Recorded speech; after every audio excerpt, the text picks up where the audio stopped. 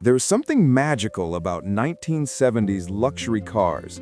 The smell of leather and gasoline, the gleam of chrome under the afternoon sun, and the soft thud of a heavy door closing shut. Back then, cars weren't just transportation, they were status, comfort, and dreams on four wheels. But not every dream survived the decade. Some cars promised the moon and fell flat on their polished grills. Today, we're looking at 10 forgotten luxury cars from the 1970s, the ones that tried to shine but faded into the rearview mirror of time. Number 1. The Cadillac Cimarron prototype, luxury in a hurry. Before the infamous 1980s version, Cadillac quietly tested the idea of a compact luxury sedan in the late 70s.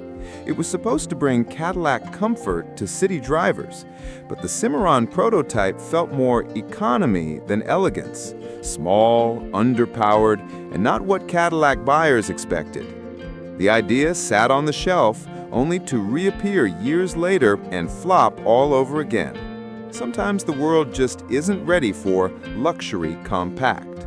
Number 2. Stutz Blackhawk, Elvis's Golden Ride. If you wanted to feel like royalty in 1971, you bought a Stutz Blackhawk. Hand-built in Italy, it mixed American muscle with European class. Think gold-plated trim and more leather than a cowboy convention. Elvis Presley owned one, as did Frank Sinatra and Lucille Ball. But with a $20,000 price tag, that's over $150,000 today, it was too rich for most pockets. By the late 70s, the glamour faded, and so did Stutz. It was luxury built for legends, not for the masses. Number 3. Bricklin SV1, the safety sports car. The Bricklin came from Canada with bold ideas and go-wing doors to rival the DeLorean. Its creator, Malcolm Bricklin, promised a car that was fast, futuristic, and, most importantly, safe. But the doors jammed, the quality was poor, and the company ran out of money almost immediately. The SV1 story was short but unforgettable. A dreamer's vision trapped in fiberglass. Number 4. Lincoln Continental Mark IV Pucci Edition, haute couture on wheels. In the mid-70s, Lincoln teamed up with top fashion designers for limited edition cars.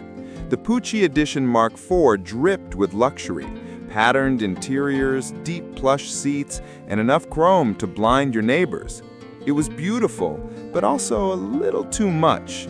Gas prices soared, and buyers didn't want rolling ballrooms anymore. The Mark IV Pucci became a symbol of excess in a time when America was learning restraint. Number 5. Maserati Quattroporte II, the lost Italian sedan.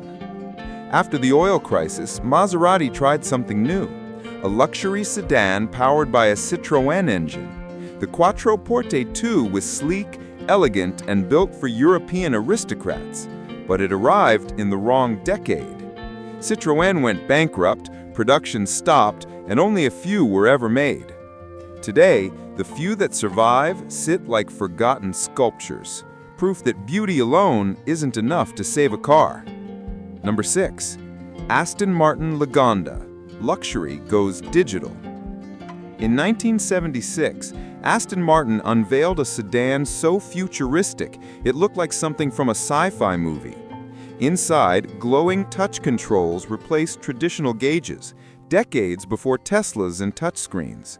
But the electronics barely worked, and repairs cost a fortune. Still, the Lagonda deserves respect. It was the first car brave enough to imagine the future, even if it couldn't quite drive there. Number 7. Jensen Interceptor, British Thunder. The Jensen Interceptor blended British style with American muscle, a Chrysler V8 under the hood, and curves to match an E-Type Jaguar. It was fast, loud, and beautifully built. Unfortunately, Jensen was a small company, and the oil crisis hit them hard. Buyers wanted economy, not elegance. By 1976, Jensen shut its doors, leaving behind one of the most charming failures of the decade. Number 8. Monteverde, Palm Beach, Swiss precision, American power. From the makers of Iso Grifo came a car that tried to mix supercar performance with family comfort. The Iso Lele had power, elegance, and Italian flair. But by the mid-70s, Iso was running out of money. Between the oil embargo and poor sales, the company folded. The Lele remains a beautiful ghost, a car too bold for its time. Number 9. Chrysler Imperial LeBaron 1975, the last great Imperial. Once upon a time, the Imperial was Chrysler's crown jewel, America's answer to Rolls-Royce.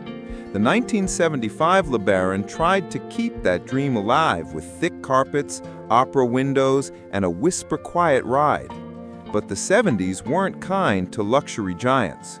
Fuel costs and changing tastes turned buyers towards smaller, simpler cars. The Imperial nameplate faded away, a final bow from an era when comfort ruled the road. The 1970s were full of ambition, car makers chasing new ideas, new luxuries, and new ways to stand out. Some made history, others disappeared, but they all tell a story about a time when style mattered more than speed, and dreams were built in steel and chrome. If you remember any of these forgotten beauties, or maybe even saw one on the road, tell us in the comments. Don't forget to like, subscribe, and take a little ride with us next time down the winding roads of American history.